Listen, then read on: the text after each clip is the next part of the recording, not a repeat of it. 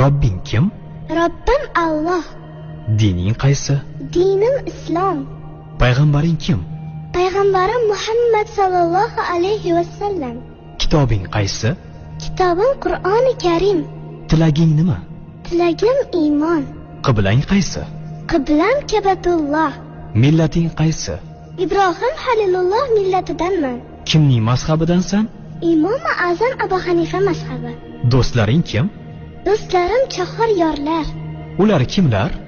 Abu Bakr Siddiq, Hazrati Umar, Hazrati Usmon, Hazrati Alidir. Qachondan beri musulmonsan? Al-Misoqdan beri. Al-Misoq nima? Alloh taolo ruhimizni yaratib, ulardan va'da olgan kun. E'tiqoding qaysi? Ahli sunna val jamoa e'tiqodi. Kimni yaxshi ko'rasan? Alloh taoloni.